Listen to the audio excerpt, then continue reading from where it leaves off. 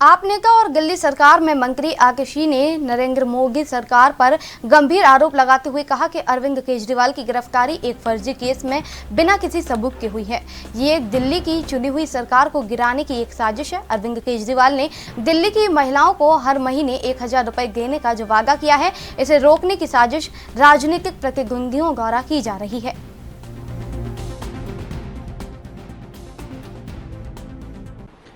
देखिए, अरविंद केजरीवाल जी की गिरफ्तारी एक फर्जी केस में बिना किसी सबूत के हुई है। क्यों? क्योंकि ये दिल्ली की चुनी हुई सरकार गिराने की एक साजिश है। अब हम पिछले कुछ महीने से हो रहे कई कदमों को देखते हैं तो ये समझ में आ रहा है कि ये एक सोची समझी साजिश है। पिछले कुछ महीने से दिल्ली में कोई अफसर नहीं पोस्ट हो रहे, दिल्ली के अंदर कोई ट्रांसफर पोस्टिंग नहीं हो रही है। जब से चुनाव की घोषणा हुई है, अफसरों ने मीटिंगों में आना बंद कर दिया है। हमने देखा है कि पिछले एक हफ्ते से एलजी साहब बार बार बेबुनियाद चिट्ठियां एमएचए को लिख रहे हैं। मुख्यमंत्री के निजी सचिव को हटाया गया है। ये सारे इस बात के लक्षण हैं कि दिल्ली की चुनी हुई सरकार को गिराने की कोशिश हो रही है।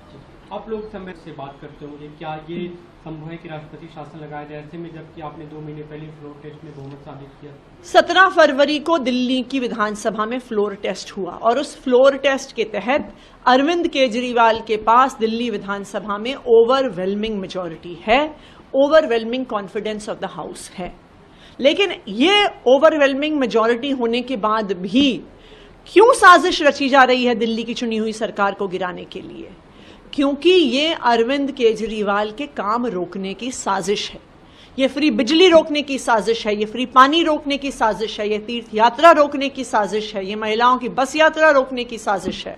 और सबसे महत्वपूर्ण बात, जो अरविंद केजरीवाल जी ने वादा किया कि वो दिल्ली की महिलाओं को 1000 रुपए महीने देंगे, इसको रोकने की साजिश राजनीतिक प्रतिद्वंदियों द्वारा करी जा रही है। आपने फ्लोर टेस्ट की बात की, लेकिन नेता मुख्यमंत्री होता है, नेता भी क्योंकि जेल में, तो बीजेपी या जो भी आरोप लगाए जा रहे हैं, इससे आधार बनाया जा सकता है कि नेता ही नहीं है तो सरकार कैसे चलेगी? तो बहुत आसान है ना, फिर तो आप एक एक करके विपक्ष के सारे मुख्यमंत्रियों को गिरफ्तार कर लीजिए।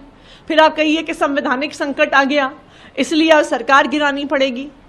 ये भारतीय जनता पार्टी की एक पॉलिटिकल कॉन्स्पिरेसी है और इस पॉलिटिकल कॉन्स्पिरेसी के तहत ही अरविंद केजरीवाल जी की गिरफ्तारी हुई है और इसी कॉन्स्पिरेसी के तहत दिल्ली की चुनी हुई सरकार को गिराने की कोशिश हो रही है।